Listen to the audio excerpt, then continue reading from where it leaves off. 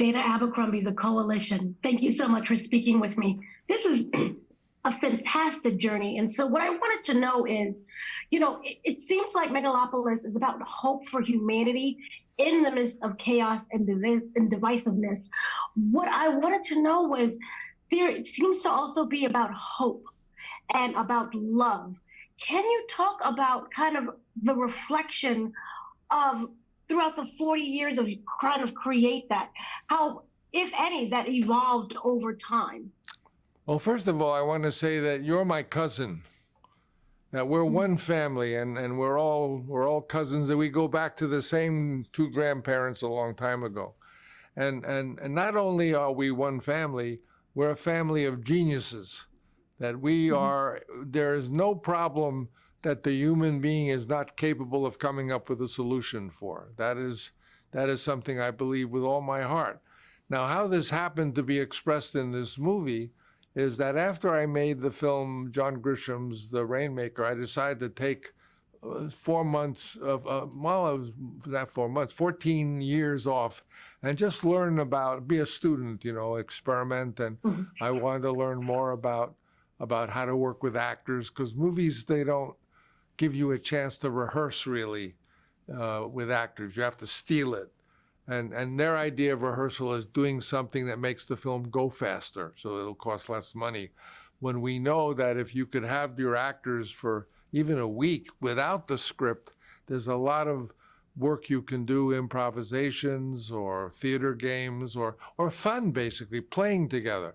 That, that's another thing. I believe that the human being is the most creative when they're playing. That's why they call it a play.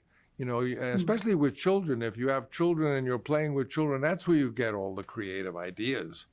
So basically, I learned a lot about that, and I had wanted to make Megalopolis, I don't know, 18 years ago, whenever it was, but they had the 9/11 tragedy, and I felt, how am I going to make a movie about utopia and this joy of human beings being together in an environment where they had just knocked down all those people dying in Manhattan and the beginning of Islamic terrorism. So I tried to write my way out of it, and I couldn't, and I abandoned it. And then years later, I decided maybe I couldn't now, maybe there was enough time had gone by.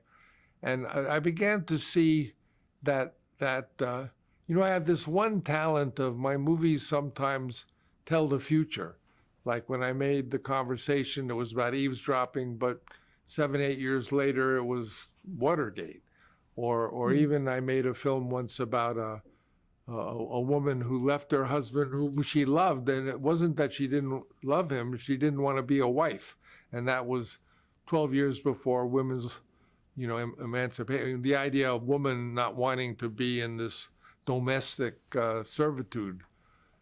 So my films sometimes tell the future, and I began to realize that America was heading, just like Megalopolis was saying it would, which was heading towards losing its republic, because the senators, like in Rome, were making all the money and were more concerned with their own power than they were with taking care of the people. So and that was happening today in America, the same exact thing.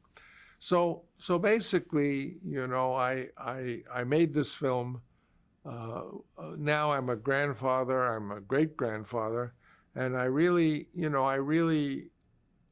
want there to be a world of hope afterwards. I have a great-grandson, and I want us all as human beings to use our genius and make a paradise out of the earth that is so beautiful. And I wanted to make a film filled with hope and joy that we were going to do that, and that's what Megalopolis is. Do you view that by using the Roman Empire, it is more of a warning, or is it a reflection of our cyclical nature of society? Well, I don't totally, I know a bit about the cyclical nature of society, but it's not, did you ever hear of a historian named Ibn Khaldun? Yes. He's a Tunisian historian, and he's the one who really wrote the classic cyclical thing. Society goes in cycles, but only for a certain time. We have to go before the patriarchal era. And the patriarchal era, we're only about 300,000 years old, our family. And it's only been run by men for 10,000 years. And what brought that about, you know what brought that about 10,000 years ago? We used to live in matriarchies. And matriarchies were much better because women don't give orders the same way men do. You know, women are more life givers. So they're more, well, we got to have water for the children. We've got to have this. We all have to. Women are good leaders because they're conservers of resources because they understand life, because they can give life. The earth is a life giver. But about 10,000 years ago, with the advent of the horse, men came down saying, "You are my slave," and basically 10,000 years ago we entered what they call civilization because it brought writing with it. But the bottom line, it was male-dominated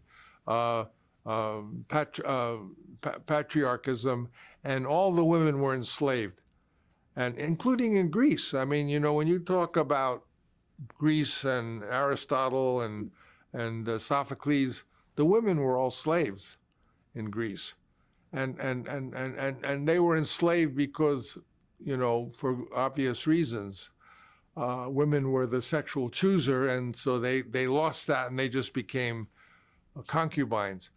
But before that, you know, we lived 290,000 years before that, and we lived in very civilized egalitarian societies, which were matriarchies, and were very effective. And there was no "I am king, you are my slave," or "I am queen." There was none of that. It was all, let's make this work. And there's a beautiful book, by the way, called The Dawn of Everything. Have you heard of The Dawn of Everything? It's a good book. The Dawn of Everything by, what the hell's his name? I think Bill Grieber or something. Any rate, I'm talking about a lot of stuff prehistorical. Basically, my attitude is that ultimately, there's no accident that we might very well have a woman president, because she'll do a good job. Women are good leaders. You know, look at the lady in Finland or in New Zealand or in Denmark, or even women like you know, what's her name, the German lady, or you know, women are good leaders. They're good at it, and I think we're going to have a woman president, but who knows? I don't know. Anyway, I've jumped around a lot of anthropology, but did you ever read a book called what the hell is that called? The Chalice and the Spear. A long time ago, yeah. That's about the subject I'm talking about. Okay. The chalice. Thank you so much. Yeah. So I hope I didn't talk too much, and I hope I answered your question. Yes. Thank you so much. Good.